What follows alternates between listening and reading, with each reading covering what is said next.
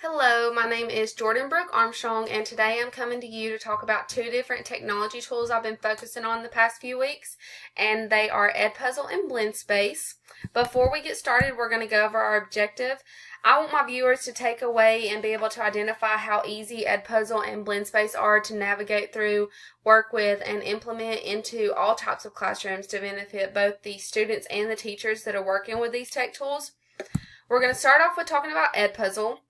Up in the right hand corner, I have the logo for Edpuzzle, and then there's the little logos that I guess go in with this big logo to try to tell you about Edpuzzle. I have a cheat sheet so that you can read and kind of it explains it to you.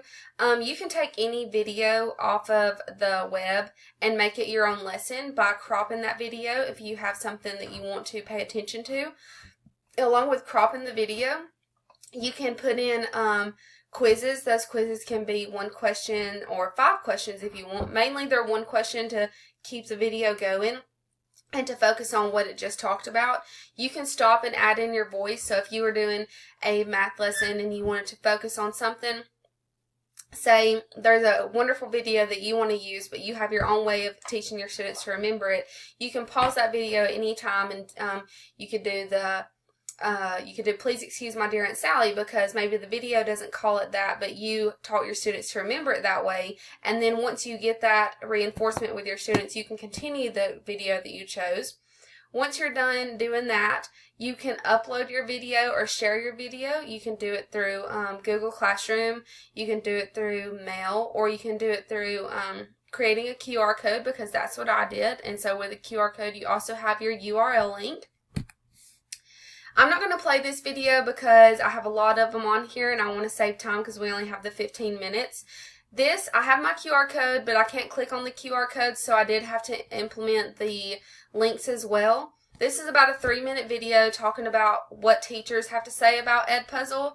A lot of the teachers did say that they thought you would have to be tech savvy to be able to work with this and to be able to implement it in your classroom and to know what you're doing more than your students would.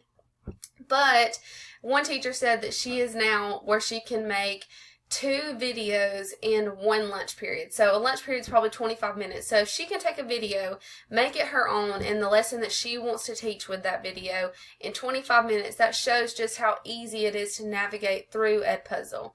Another teacher said that he loves how it's so much of the student-student interaction and how he can sit back and see them learning with each other through the video he created, and not so much of him learning with the students. He can see them learning with each other.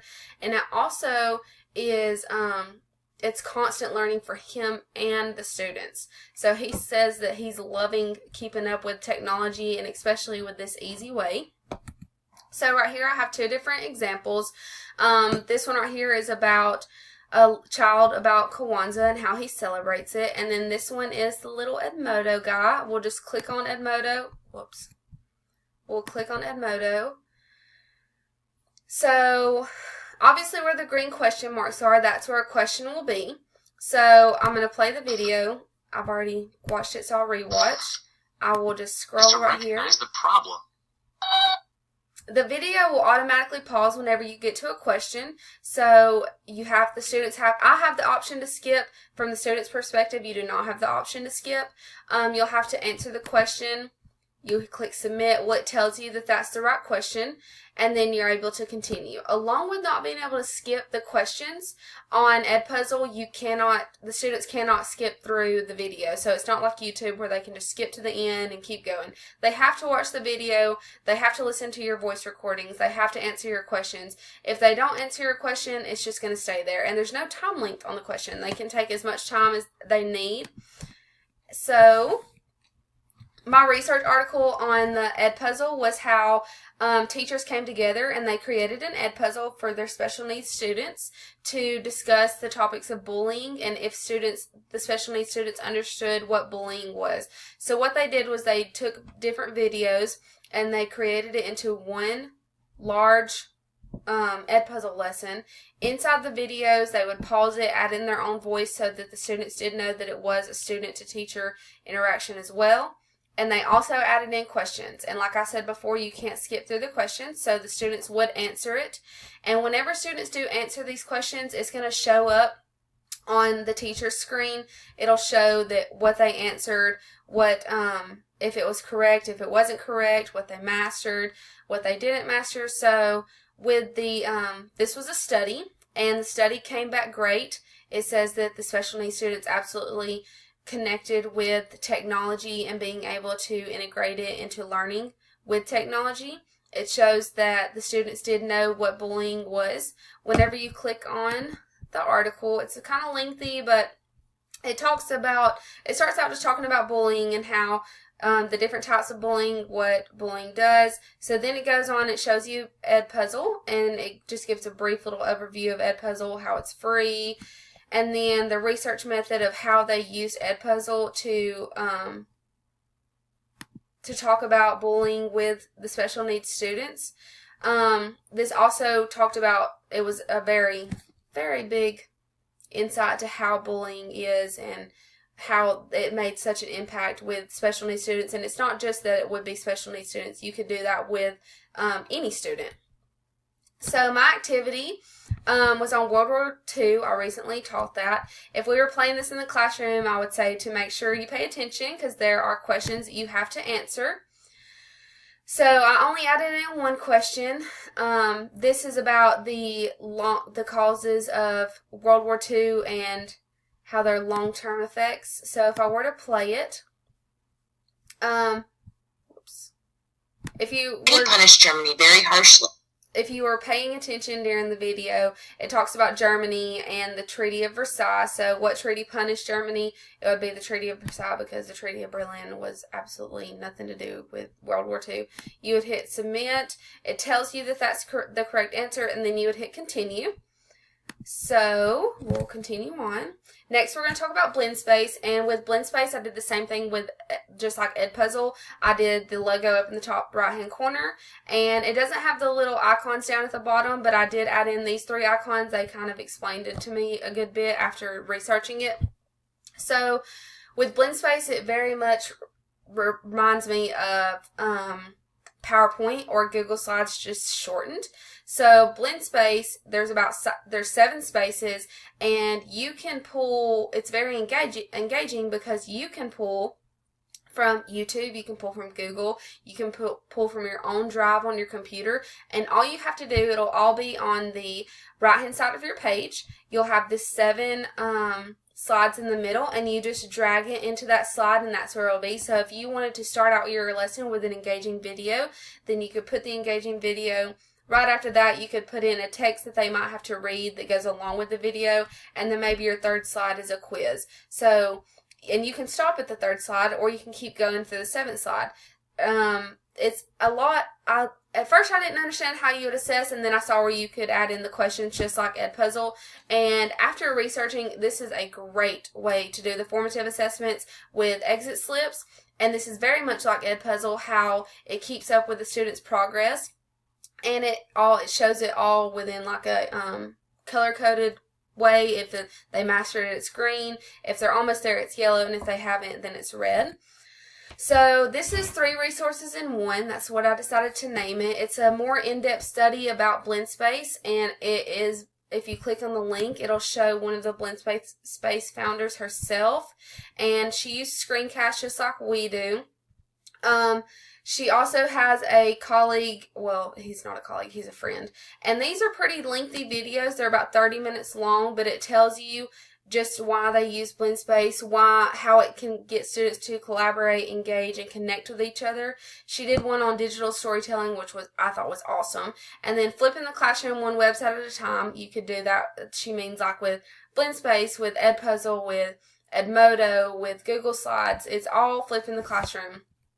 So my article on BlendSpace was about how a professional learning community, so the PCL, they were having a meeting. So it was like the team. So if you had a 6th grade hall, it was their team. They were having a meeting, and the the person that was over that meeting, she did an agenda, and on that agenda she wanted all of the teachers to know what she was talking about. So she created a blend space, sent it out to all of the teachers to view on their own time so that she wouldn't have to just talk about it during their meeting. They could view it on their own time so that when they came back together, they all knew what they were talking about. They said it was absolutely phenomenal.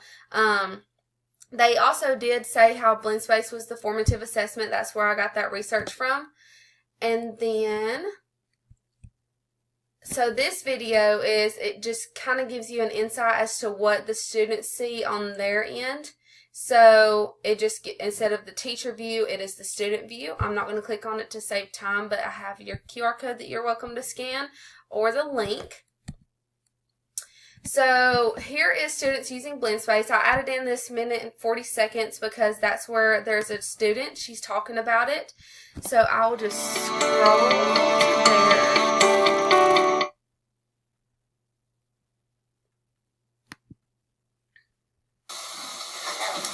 What are you working on? I'm watching the blend space for NBT3. And why that? Because that's what I partially mastered on my test. So what do you do when you work in your blend space?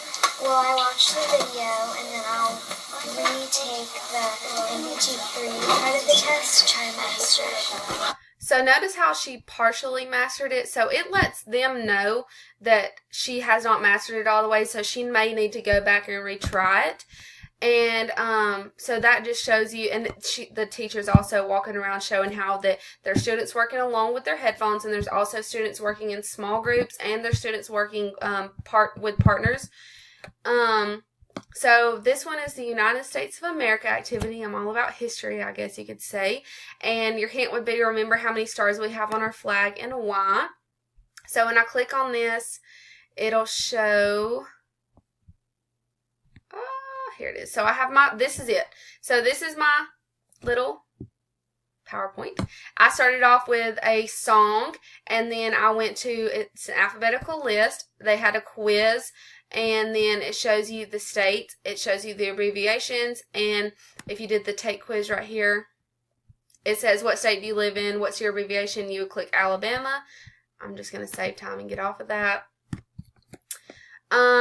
So how does Edpuzzle and blend space flip your class? So whenever you flip the classroom, it's more of the student learning than the teacher learning.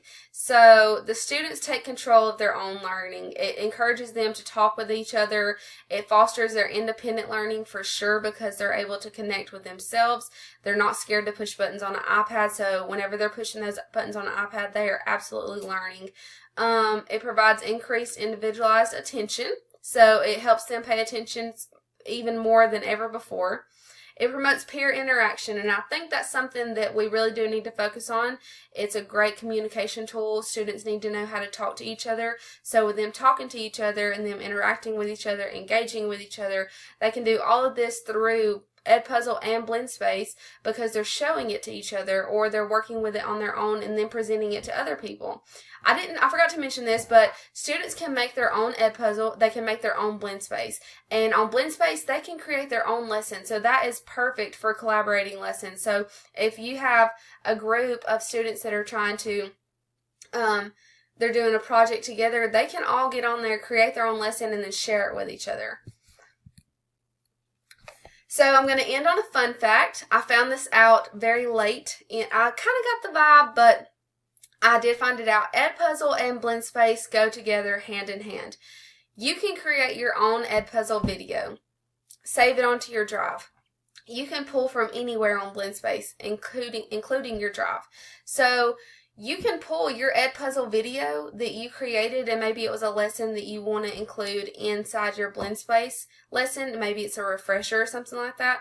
You can pull that into your blend space, and boom, you're using Edpuzzle inside of your blend space at any time. So I'll just try to click on this. I don't know if I will really have time.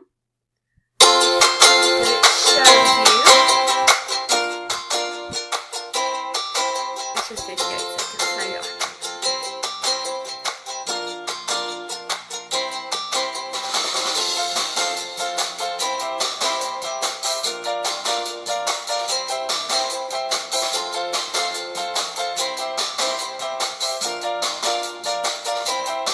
then you just paste it.